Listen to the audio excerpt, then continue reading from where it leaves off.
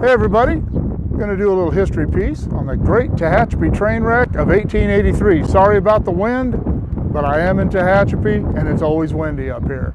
Runaway trains were a pretty common occurrence before the invention of the air brake system in 1869. And until the invention of the triple valve system in 1887, they still happened with more regularity than you would think.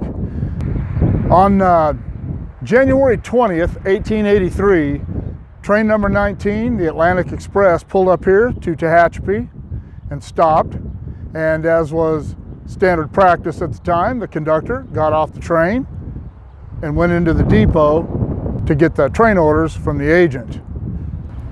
And as happens with all accidents, major or minor really, it's not just one thing that contributes to that accident occurring, but many things, and that was certainly the case with this accident.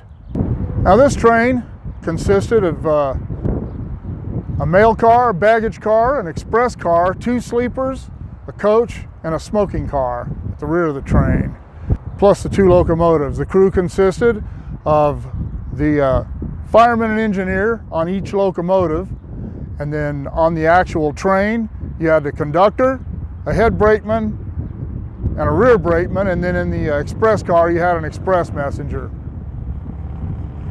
It was standard practice at that time to run the train up to Caliente and then cut in a helper. It was also practice at that time to cut the helper in behind the point engine. So they would have to break the point engine off, put the helper against the train, and back the point engine up against the helper, and they would come up the hill. And when they got here to Tehachapi, this was before they started operations at Summit, when they got to Tehachapi, when they stopped the train here, when the conductor got off to get the orders, the head brakeman would get off, disconnect the 2 locomotives, and then they would sidetrack the locomotives, get the helper down to the turntable, and while they were doing that, they would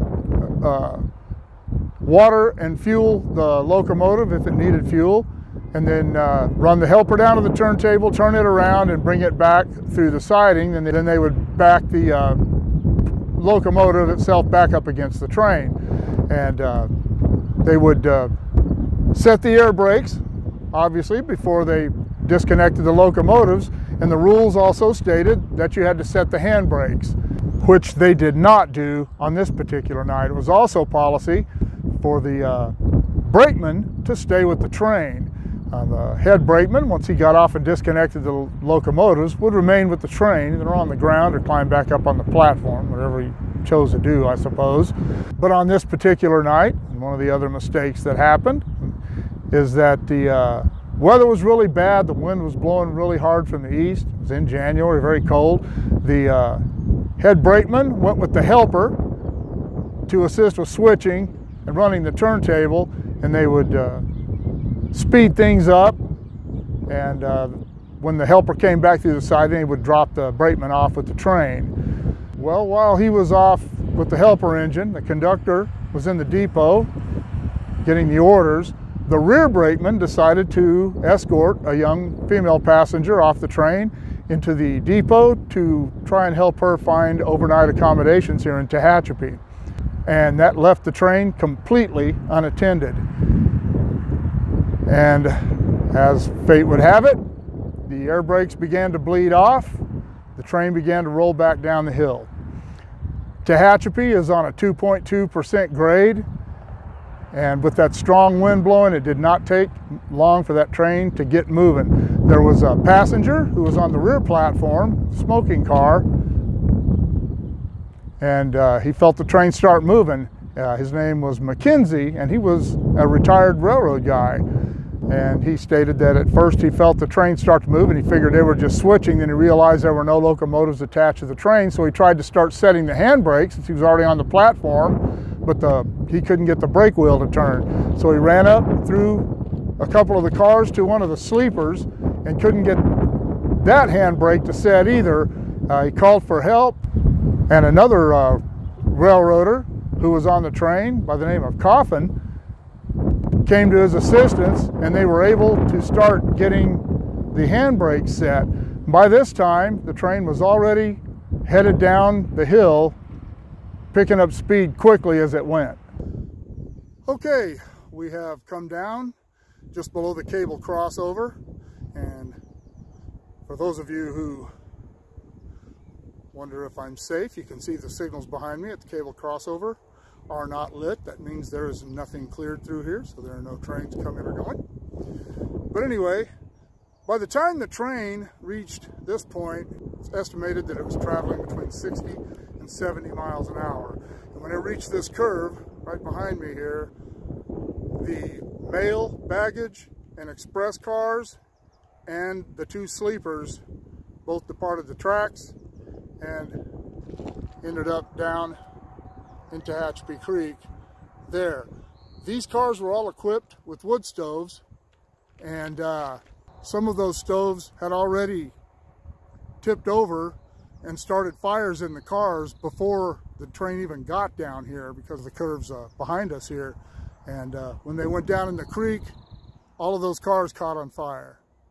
The coach and the smoker remained on the track and continued about another mile and a half, and McKenzie and Coffin were able to get the handbrake set and get those cars stopped. And they then, with a few other people, got off the train and ran back up here to render what assistance they could. Among the passengers on the train that night were former California Governor John Downey and his wife, and former Wisconsin Congressman Charles Larrabee. Governor Downey was pulled from the wreckage. He wasn't injured very badly, but his wife was pinned in the wreckage and perished, as did former Congressman Larrabee.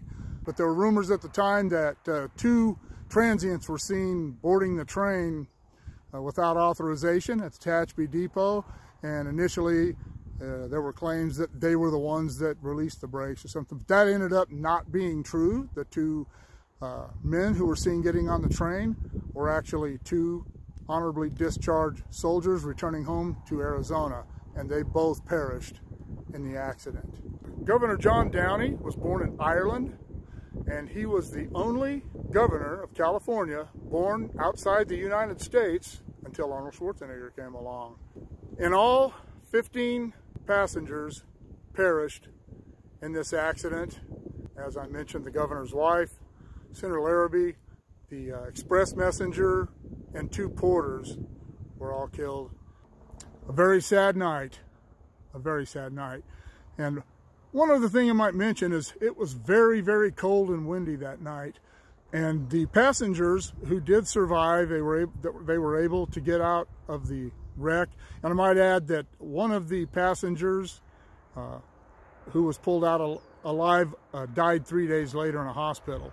But it was very cold.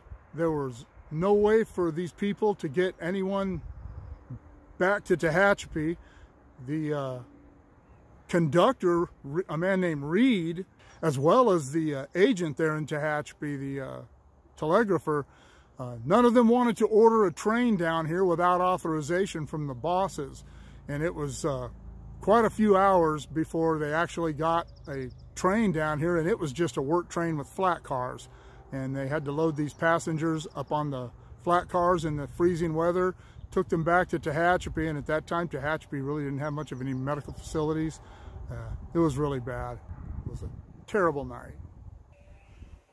Well, as I said, more than just a few things need to go wrong to facilitate any accident.